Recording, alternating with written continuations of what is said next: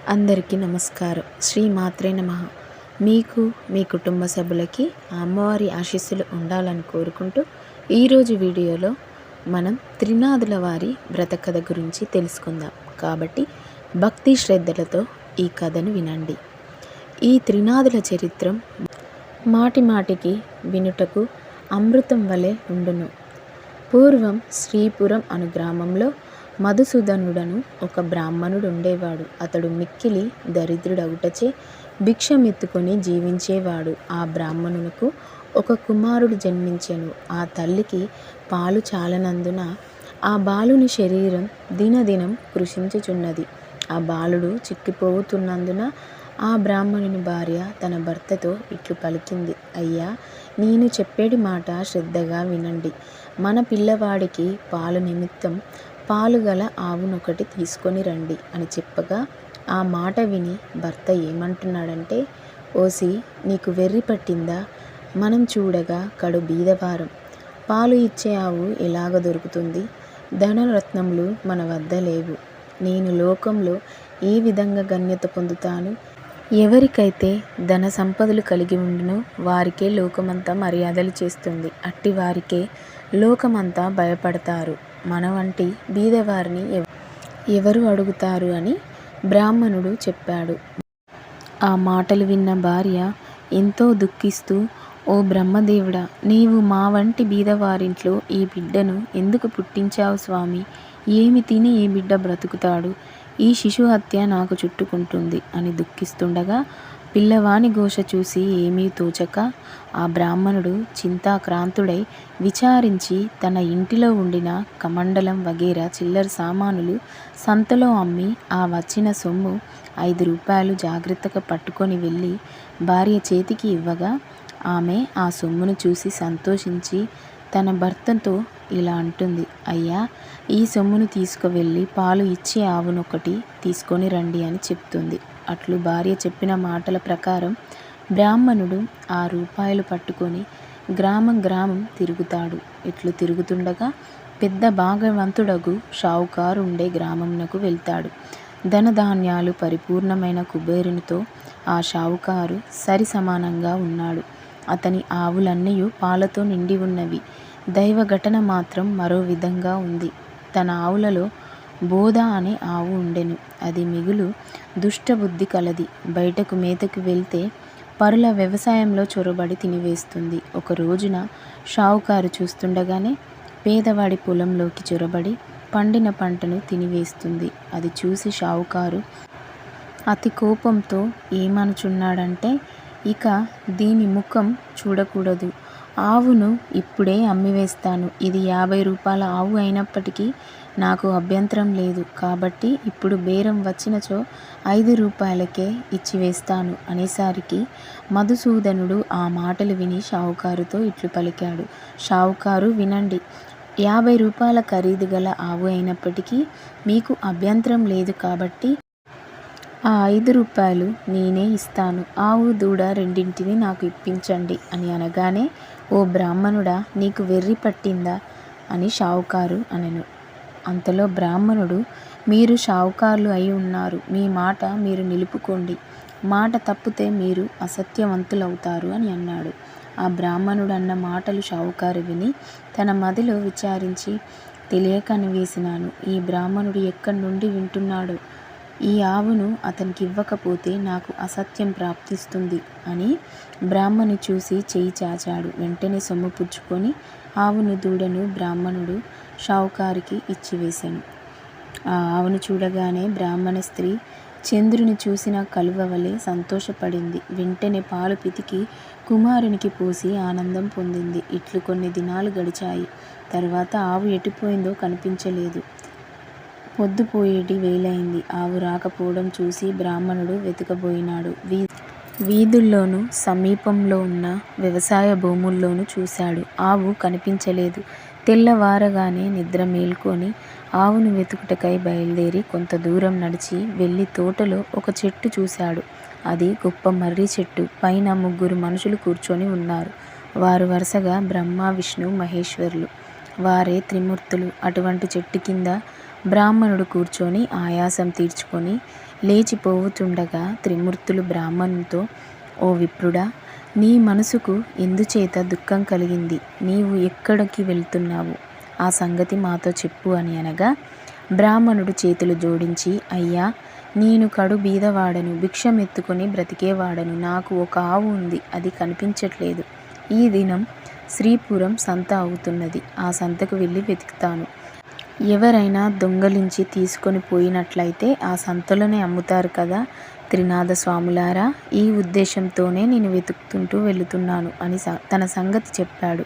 అది విని బ్రాహ్మణునకు త్రిమూర్తులు ఏం చెప్తున్నారంటే, నీవు ఎలాగో సంతకు వెళ్తున్నావు కనుక మా నిమిత్తం ఏమన్నా కొన్ని దినుసులు తీసుకొని రావలను అని త్రిమూర్తులు అన్నారు. అంతలో బ్రాహ్మణుడు ఏమి దినుసులు కావాలని అడగగా త్రిమూర్తులు ఇట్లు అన్నారు, 1 పైసా ఆకు చెక్క, 1 పైసా నూనె మాత్రం తెచ్చి ఇమ్మని చెప్పారు. ఆ మాటలు విని బ్రాహ్మణుడు ఏమని చెప్తున్నాడంటే, ఓ త్రిమూర్తులారా, నాకు పైసలు ఎక్కడ దొరుకును? నేను బీదవాడను కదా, భిక్షమెత్తుకొని జీవించుచున్నాను అని అనగా త్రిమూర్తులు ఏం చెప్తున్నారంటే, ఓ బ్రాహ్మణుడా, విను. అదిగో రెల్లి పొద కనిపిస్తుంది కదా, దాని మొదట 3 పైసలున్నవి. ఆ మాటలు విని బ్రాహ్మణుడు వెళ్ళి ఆ గోరంటు గడ్డి మొదలు పైకి లాగేసరికి 3 పైసలు దొరికినవి. ఇంకా ఉండునేమోనని ఆ చెట్టు నింకను పైకి లాగాను. అది చూసి త్రినాథుల వారు, బ్రాహ్మణుడా, నీకు వెర్రి పట్టిందా? అందులో పైసలు ఇంకా లేవు. ఎంత దొరికితే అంతే ఉండును అని అన్నారు. ఆ మాటలు బ్రాహ్మణుడు విని అక్కడి నుండి వెళ్ళిపోయాడు. కొంత దూరం వెళ్ళి తిరిగి వచ్చి ఆ చెట్టు కింద నిలుచొని చేతులు జోడించగా త్రినాథులు ఇట్లా పలికారు, ఓ విప్రుడా, తిరిగి ఎందుకు వచ్చావు? అనగా, అయ్యా, మీరు చెప్పిన వస్తువులు నేను ఎలాగ తెస్తాను అని ప్రశ్నించగా, నీ పై మీద గవాంచలు తెమ్మని త్రినాథుల వారు అన్నారు. అందులకు బ్రాహ్మణుడు, గవాంచలో నూనె ఎలా ఉంటుంది? మీరు జగత్కర్తలు నాతో కపటంగా చెబుతున్నారనగా, ఓయి, నీతో కపటంగా చెప్పలేదు. మమ్ము తలుచుకొని నూనె గవాంచలో పోసి తీసుకొని రమ్మని చెప్పగా ఆ బ్రాహ్మణుడు శ్రీపురం సంతలో ప్రవేశించినాడు. వెళ్ళి చూడగా ఆవు కనిపించలేదు. ఆకులు వక్కలు గంజాయి తీసుకొని నూనె కోసం బజారుకెళ్ళి తిలకల వానితో 1 పైసా నూనె గవాంచలో పోయమన్నాడు. అందులకు తిలకలవాడు ఆశ్చర్యపడి, ఈ బ్రాహ్మణుడు పిచ్చివాడు కాబోలు అని నూనె లేదని చెప్పాడు. అక్కడి నుండి వెళ్ళి ఒక ముసలి తిలకల వాణిని నూనె అడిగినాడు. అంతలో ముసలివాడు దిగ్గుమట్టు నూనె ఎంతటిది కావాలని అడగగా 1 పైసా నూనె మాత్రం ఇమ్మని బ్రాహ్మణుడు గవాంచ చూపినాడు. తిలకలవాడు, ఆ బ్రాహ్మణుడు వికారపు వాడు కాబోలు, వీనిని మోసం చేసి పైసలు తీసుకుంటాను అని ఆలోచించి కొలత పాత్ర తిరగవేసి నూనె కొలత వేసి ఇచ్చాడు. విప్రుడు గవాంచ కొన చెంగు పట్టుకొని అక్కడి నుండి వెళ్ళిపోయాడు. అంతలో తిలకలవాణి కుండలో నూనె కొంచెమైనను లేకుండా పోయింది. అది చూసి తిలకలవాడు మూర్ఛపోయినాడు. తిలకల వాళ్ళందరూ పరిగెత్తుకొచ్చి ముసలివాని ముఖంపై నీళ్లు చల్లి సేద తీర్చి కూర్చుండబెట్టినారు. అప్పుడు ఆ ముసలి తిలకలవాడు ఇలా చెప్తున్నాడు, ఎక్కడి నుంచి ఆ బ్రాహ్మణుడు వచ్చి గిద్దెడు నూనె కొన్నాడు. ఇప్పుడిట్లు వెళ్ళినాడు. కుండలో చూడగానే నూనె లేదని చెప్పగా అందరూ విచారించారు. ఆ విప్రుడు మా వద్దకు వచ్చి మమ్ము కూడా నూనె అడిగాడు. లేదని అనగా వెళ్ళిపోయాడు. ఇలాగున అందరూ విచారించి పరిగెత్తుకొని విప్రుని వద్దకు వెళ్ళి ఇలా అన్నారు, విప్రుడా, విను. మీరు నూనె కొన్నారు కదా, అది కొలతకు తక్కువగా ఉన్నది. పూర్తిగా ఇచ్చి వేస్తాను, పట్టుకొని వెళ్ళండి అని అన్నారు. మళ్ళీ విప్రుడు సంతకు వెళ్ళాడు. ఈసారి ముందు తెచ్చిన దుత్తతోనే చమురు సరిగా కొలవగా ఎప్పటి వలనే దుత్త భర్తీ అయిపోయినది. అది చూసి ముసలి తిలకలవాణి ఆనందం చెప్పలేనిది కాకపోయింది. విప్రుని గవాంచలో చమురు ఉంచారు. అది పట్టుకొని విప్రుడు వెళ్ళాడు. త్రిమూర్తుల వారికి పై సామానులు ఇచ్చివేసి సెలవు అడిగినాడు. సెలవు అడగగానే త్రిమూర్తులు విప్రునితో ఏమంటున్నారంటే, ఓయి, నీ కష్టం చూసి మా మదిలో దయ కలిగింది. ఒక మాట విను. నీవు త్రినాథుల సేవ చేస్తే నీ దరిద్రం పటాపంచలై అధిక సంపదలు కలుగుతాయని త్రినాథులు అనగా, అది విని స్వామి ఏ ఏ వస్తువులతో మిమ్మల్ని పూజించాలి అని అనగా త్రినాథులు ఇలాగా అన్నారు, ఓ ద్విజుడా, వినుము.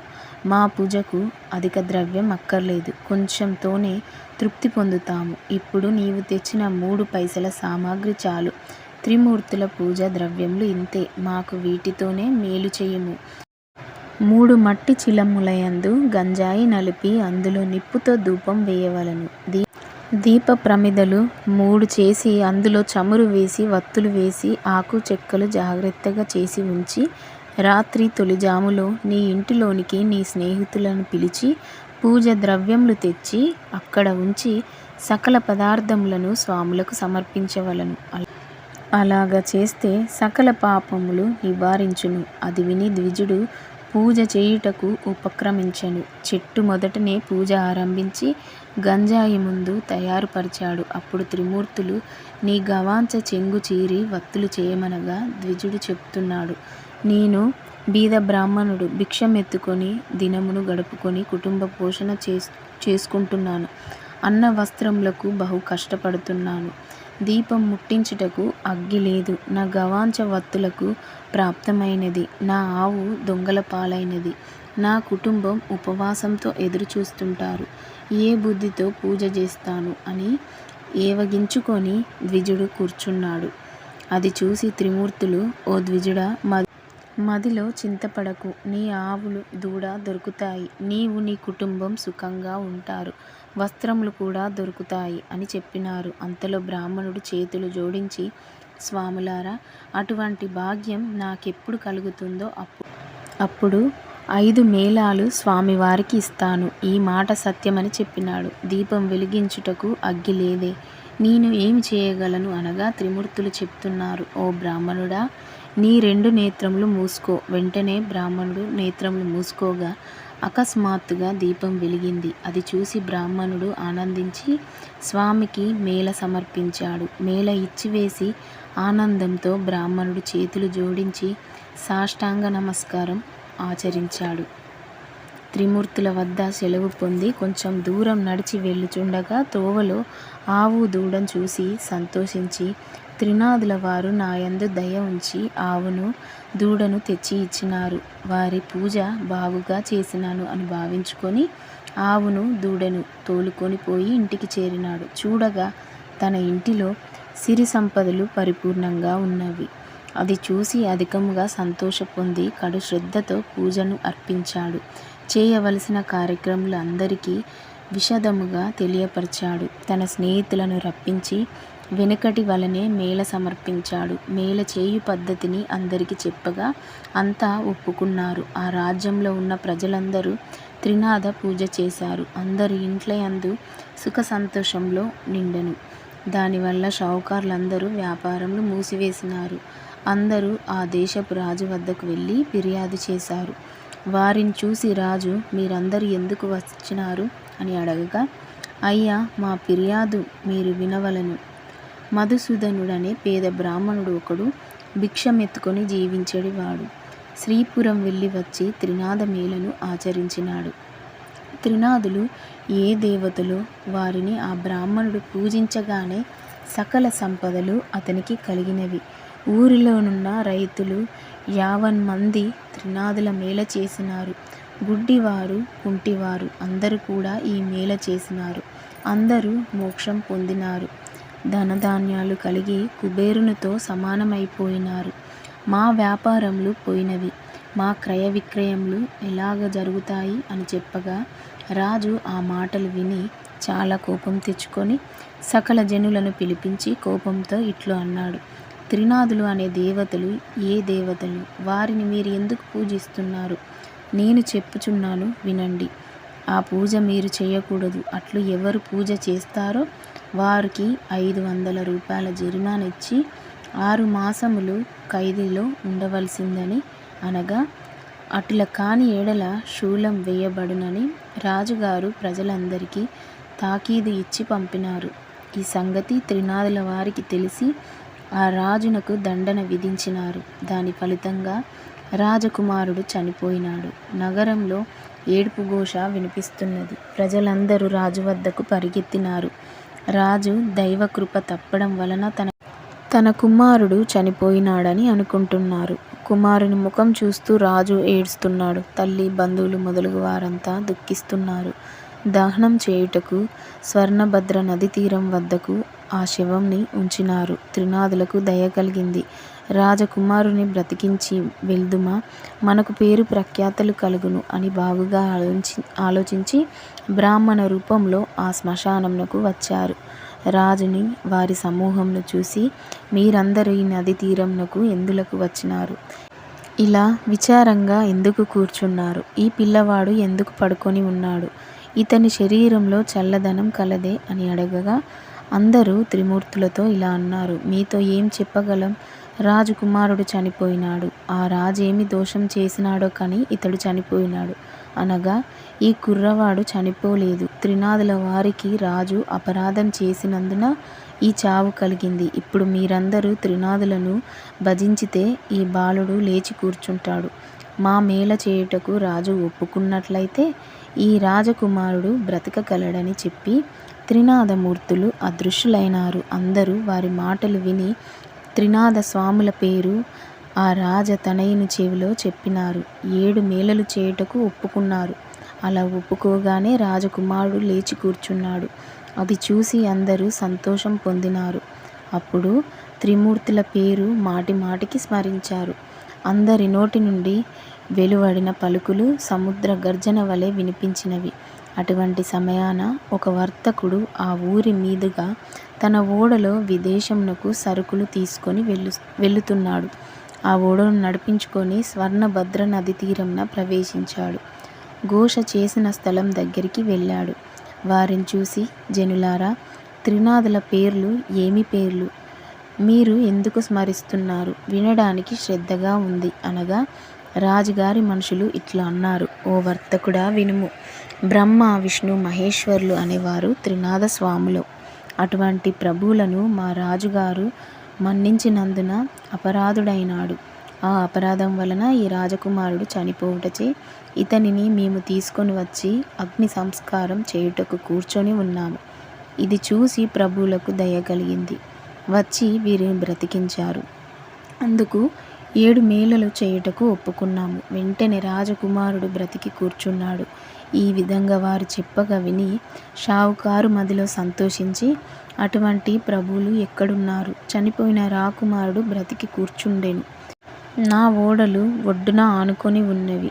నేను ఈ ఓడపై వెళ్ళి వస్తాను. నా ఇంటికి సుఖంగా చేరుకున్నట్లయితే, నాకు వ్యాపారంలో నష్టం రాకపోయినట్లయితే ప్రభుల వారికి 5 మేళలు చేస్తాను. ఇట్లు మనసులో సంకల్పించుకొని ఓడపై కూర్చొని నడిపించుకొని వెళ్ళిపోయినాడు. పై దేశం వెళ్ళి అక్కడ గొప్ప లాభం పొంది తిరిగి వచ్చి ఓడ నడిబొడ్డున లాగారు వేయించి ఇంటికి వెళ్ళాడు. తన నౌకర్లందరూ ఓడలోని ధనం మోసుకొని పోయారు. ధనమును ఇంటిలో వేసుకొని షావుకారు సంతోషంతో ఉన్నాడు. ధనం చూసి ప్రభుల వారి మేలను మరిచాడు. అందుకు ప్రభువులకు కోపం కలిగి దండన వేసినారు. ఓడ నీటిలో మునిగిపోయింది. నౌకర్లు ఓడలో ఉన్న వారందరూ నీటిలో మునిగిపోయారు. అది తెలిసిన అతను కూడా భూమిపై పడి గోల పెట్టినాడు. మరికొంతసేపటికి తెలివి తెచ్చుకొని ఏడుస్తుండగా ఆకాశంలో నుండి త్రినాదులు, నీవు మాకు మేళలు ఇస్తావని మర్చిపోయినావు. అందుచేతనే ఓడ మునిగింది. నీవు 5 మేళలు సమర్పించినట్లయినా నీ ఓడ నీకు ప్రాప్తిస్తుంది అని సెలివిచ్చారు. అది విని షావుకారు మదిలో దుఃఖిస్తూ, ముందు నేను సంకల్పం చేస్తున్నాను. ప్రభుల మహిమను మరచితిని. ఇప్పుడే త్రినాదుల వారికి మేళ ఇస్తాను అని మదిలో నిశ్చయించుకొని మేళకు కావలసిన సామాగ్రి తెప్పించి స్నేహితులను రప్పించి ప్రభుల వారికి మేళ సమర్పించి ప్రార్థించాడు. నీటిలో మునిగిపోయిన ఓడ వెంటనే పైకి తేలింది. అది చూసి పట్టలేని సంతోషం పొందాడు. పరిచారికల నౌకర్లు ఓడలో గల మిగిలిన ధనం కొనిపోయినారు. ధనం మోయించి షావుకారు ఇంటిలో ప్రవేశించాడు. గంజాయి ఆకులు, చెక్కలు అన్ని స్వామివారికి మేళ సమర్పించి సాష్టాంగ దండ ప్రణామములు చేశారు. రాజ్యమంతా త్రినాథస్వామి మేళ గురించి ప్రకటనలు పంపించినారు. మేళను చూచుటకు అంతా వస్తున్నారు.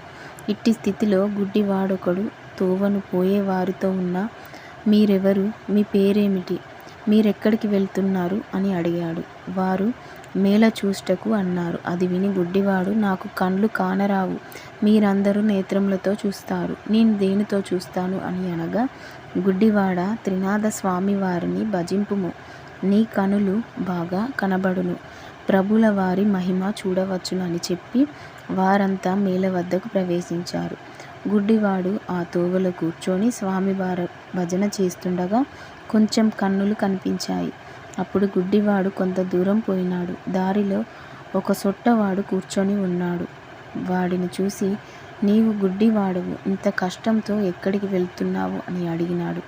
గుడ్డివాడు చెప్తున్నాడు, అన్నా, నేను మేలను చూచుటకు వెళుతున్నాను. ఆ మాటలు సొట్టవాడు విని, స్వామివారి దయ నా మీద లేదు, చేతులు కాళ్ళు సొట్ట, నేనెలాగూ నడవగలను, నీకు కాళ్ళున్నవి, దేక్కొని వెళ్ళగలవు అని గుడ్డివాడు చెప్తుండగా, నీవు త్రినాథ స్వామివారిని భజింపుము, నీ కాళ్ళు చేతులు బాగవుతాయి, క్షణంలో ఇద్దరం కలిసి వెళ్ళిపోదాం. నేను కేవలం గుడ్డివాడిని, ఏమాత్రం కన్నులు కనిపించటం లేదు.